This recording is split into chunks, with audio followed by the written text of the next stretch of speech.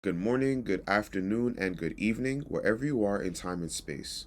Welcome to Just the Word TV, and thank you for joining our daily morning devotion. This channel is built on one mission to help you hear what God actually said, not tradition and just the word.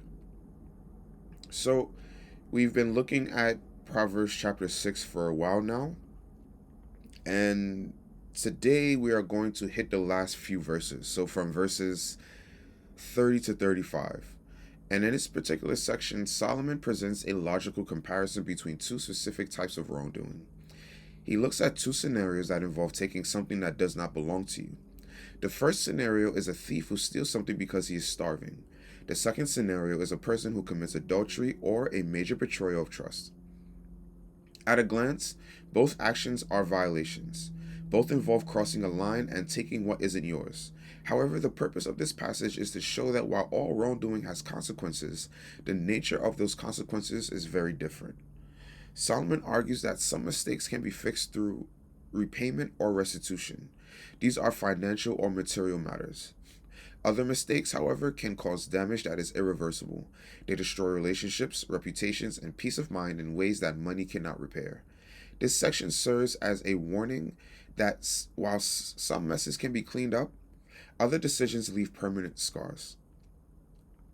So, looking at each verse, we're looking at verse 30 now, right? It starts with looking at the thief itself. Verse 30 states, "Men do not despise a thief if he steals to satisfy his soul when he is hungry." Solomon starts by acknowledging human nature and empathy. If a person is in a desperate situation, literally starving and fighting for survival, they steal food, society views them differently than a criminal who steals out of greed. The motivation matters. When the motivation is survival, people understand the logic. They may not agree with the act of stealing, and it remains a crime, but they do not look at the thief with hatred or deep contempt. There is a level of sympathy for someone acting out of extreme physical need. The community recognizes that pressure of hunger, recognizes that the pressure of hunger can drive a person to do things they normally wouldn't do. This establishes the baseline for the comparison. Even when a wrong is committed, the context influences how people react to it. However, understanding the motive does not remove the penalty. Verse 31 adds, "But if he be found, he shall restore sevenfold. He shall give all the substance of his house."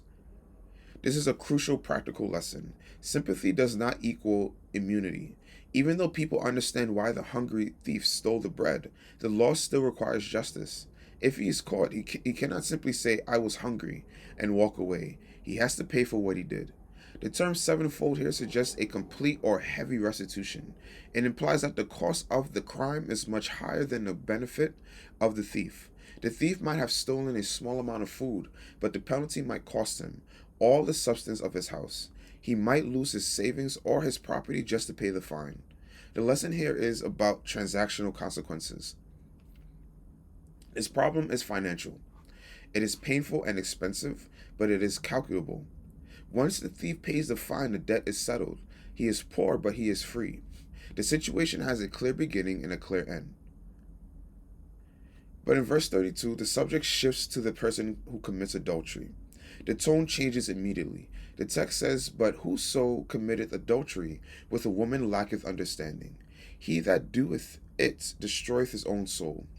Solomon points out that, unlike the starving thief, the person who commits adultery is not acting out of a survival instinct. There is no life or death necessity here.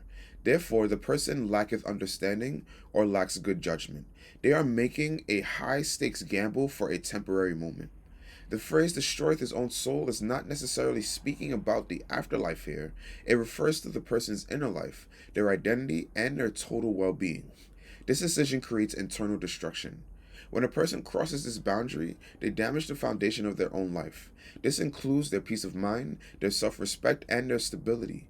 Unlike the thief who loses money, the person who betrays a marriage loses the intangibles that make life stable. They introduce chaos, lies, and guilt into their personal narrative. This is a form of self sabotage that money cannot fix. And for me, I can speak personally. If you are trying to be my friend and you have a girlfriend or a wife or whatever it might be, I don't care who you are. I don't care if you're family. If you are choosing to commit adultery, if you're choosing to cheat on your wife or girlfriend that you're telling the entire world that you so-called love, stay away from me. Stay away from me. And I'll tell you why this is. And I don't care if the whole world knows that you're cheating on your wife or your girlfriend, or if they don't know. I don't care. If God shows me this, God is revealing this to me, that you are this type of adulterous type of person, stay away from me. And the reason why, I'm going to explain it. Verse 33 explains why I feel this way. It explains why I am not going to. As a matter of fact, the rest of the passage explains why I don't want you around me. You could be a good person in the eyes of everybody else. The entire world could think that you are God. But if I see that you can willingly and no problem cheat on your wife, cheat on your girlfriend, and especially if these are people that you are speaking that you love, right? That means that the people that you so-called love, you will betray them in a heartbeat. And I don't want that around me. You can't even stay committed to someone that you are claiming that you are, to everyone that you're so committed to. Let me continue. Verse 33 talks about the damage that remains. The consequences of this betrayal extend outward to how society views the person. Verse 33 states, "A wound and dishonor shall he get, and his reproach shall not be wiped away." This verse highlights the permanence of social consequences. The thief pays his fine and the community moves on. The adulterer, however, gains a wound and dishonor. In this context, a wound refers to the emotional and social injury caused by the scandal. The key phrase is that the disgrace shall not be wiped away. Reputations are fragile. Once a person is known as a betrayer or a homewrecker, the label sticks. It is difficult to rebuild trust once it has been shattered so completely. While a financial debt can be marked paid in full, a relational debt often lingers. People remember the betrayal long after the event has passed. The damage to that person's good name is durable and lasting. So, here's the first thing that you have to understand. When you decide that you're going to commit an adulterous type of behavior, you want to betray, right? You have to understand that the person that you betrayed, they are not going to trust you for a long time. Trust has to be rebuilt up again, right? So don't think that, okay, you're going to betray this particular person, you're going to do X, Y, and Z, and then all of a sudden things are going to be, all can be forgiven, all shall be wiped away. There is a lingering type of intangible mental thing that is going to be with that person now. All they're going to think about now is the fact that you betrayed them. And you can say, oh, you need to forgive, you need to forgive, you need to forgive. Forgiveness does not mean that you forget about what the person did. If you forget about what the person did, that means that you're not going to enable some type of boundaries there. Boundaries. The type of forgiveness that the church wants you to adopt means that you forget. You forgive and you forget. You release it and you forget that the person did that. Only for that person to come back and do it again, over and over and over and over again. People think that betrayal is just this easy thing. Oh, okay, well, he just did it once or whatever it might be. No, this is something that where trust has to be rebuilt. And the mere fact that people are not understanding that is very weird to me. That is a weird thing to think about. As a matter of fact, I want someone to betray you, and I want you to just wholeheartedly just go back and just loving them the same way again. The love is not going to be the same. As much as you want to quote Bible that we're supposed to be loving people no matter what, I don't care what you say. The love is not going to be the same. The relationship is not going to be the same. There has to be some type of rebuilding, some type of restitution involved there, and that takes a long time. And it takes a long time because people will remember the betrayal long after the event has passed. They remember it. In verse 34, Solomon then describes the reaction of the person who was betrayed. For jealousy is the rage of a man, therefore he will not spare the day of vengeance. And this describes the intense emotional fallout. The rage mentioned here is a natural human response to deep betrayal. When a contract is broken, lawyers get involved. When a marriage covenant is broken, deep emotions get involved. The text notes that the betrayed party will not spare. This means they are unlikely to show mercy or hold back. The anger that comes from jealousy and betrayal is personal and fierce. It creates a volatile environment where logic and negotiation often fail. The person who caused the betrayal has unleashed a force they cannot control. Unlike the shopkeeper who just wants the thief to pay for the stolen goods, the betrayed spouse is dealing with a broken heart and wounded pride. And you introduce this state of paranoia. You are someone who is committing adultery. You think they're gonna trust the fact that you're just gonna go out and just do whatever it is? It is a trust. There's a level of trust that is broken that people are not understanding when it comes to this betrayal, when it comes to this adulterous betrayal. And I'm not just talking about just within the confines of a marriage. I'm just talking about adulterous behavior can mean you betraying a friend, right? It could mean you betraying someone that you meet. They don't have to be in an intimate relationship with that particular person, right? Verse 35 leads us to the fact that some wrongs cannot be paid off. No matter how much you try to betray people, you cannot pay them off. You cannot. You're trying to take something that's tangible to fix an intangible wound. You cannot fix an intangible wound with something that's tangible, right? Verse 35 says, "He will not regard any ransom, neither will he rest content, though thou givest many gifts." No matter how much shoes, no matter how many pocketbooks, no matter how many clothing, no matter how much shopping sprees you go on, that tangible gift cannot fix that intangible hurt that is inside of that person, right? And this is the bottom line of the teaching. You can offer money or expensive presents to the person you betrayed, but it will not fix the problem. The betrayed husband or wife is not looking for a payout. They are dealing with broken trust. They are dealing with the fact of, how can they ever trust you again? They are most likely sleeping in the same bed as you. Do you not understand the mental repercussions, the intangible trauma that you're putting that person through? And you think that everything is all good once you give a gift? This contrasts sharply with the thief in verse 31. The thief could empty his house, pay the fine, and the legal matter would be settled. The problem of adultery cannot be solved with a checkbook. There is no price tag on loyalty. Once it is sold, it cannot be bought back. The practical reality is that some broken things cannot be mended with resources.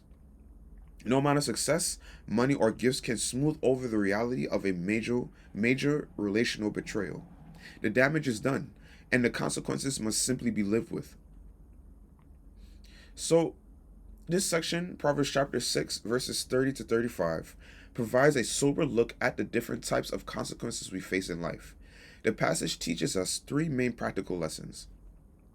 First, context matters, but it doesn't remove responsibility. Let me say that one more time. Context matters, but it does not remove responsibility. Even if people understand why you did something wrong, like the hungry thief, you still have to face the penalty.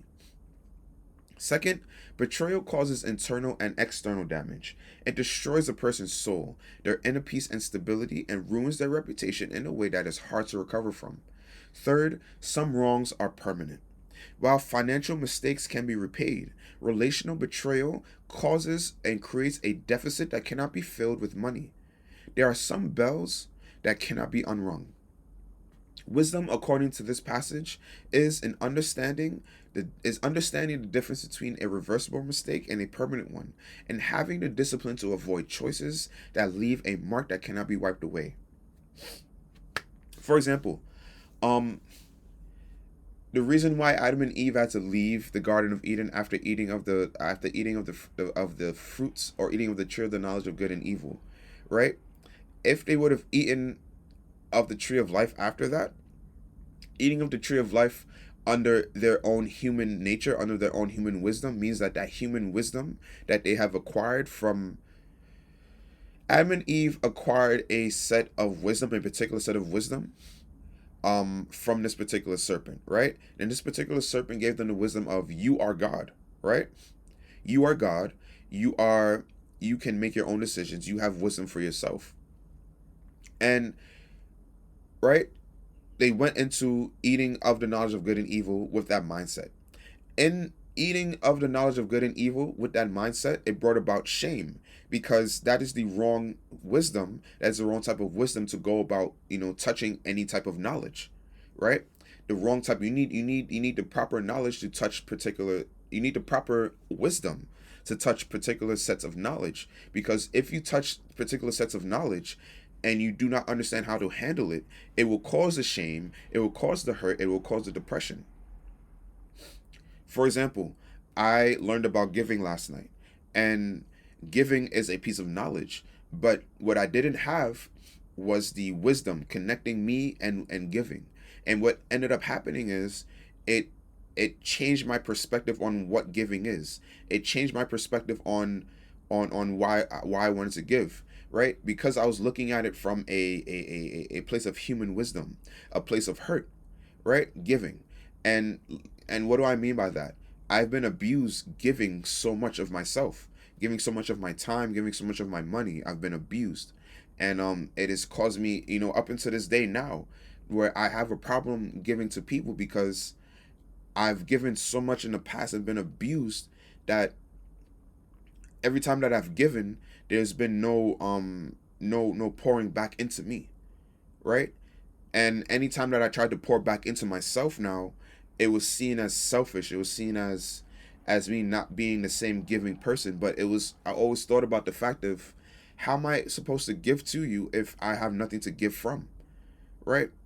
And all of this for me to say, and for you to understand this particular point, that when you are accessing particular knowledge without particular wisdom, it will cause that shame. And sometimes the mistake that you make accessing knowledge with your human wisdom will cause a permanent mark. It will cause a permanent type of condition. In a sense, for example, being an adulterer, um, being a known adulterer, for me, as I said before, if I know for a fact that that's who you are, I'm not gonna want to be your friend. I'm gonna have problems trusting you. I'm gonna have problems dealing with you, all because of the fact that I know that someone that you truly love and trust, you will betray them in a heartbeat. So who am I? You barely know me. You barely have the same type of commitment or intimate connection as you would with your wife, right? So why would I think that, oh, okay, well, he does that to his wife. He not gonna do that to me. He's not gonna betray me. I could trust him. I could turn my back, and I can trust it completely. And that's not the case here. When you commit this particular adulterous act, when you commit a particular mistake, or you commit a particular wrong, it cannot be, like I said before, that there are some bells that cannot be unrung. You do that, and people are going to be of that understanding, like, okay, well, it's not like you committed this particular wrong because it was out of survival. You committed this particular wrong because you were greedy, right? Lacking understanding. You were so greedy that you decided to ring this bell. And now that this bell has been rung, you can't unring this bell. The sound has already been let go from the bell. It's already done. People already have been feeling that vibration from that bell, and it's resonating with them.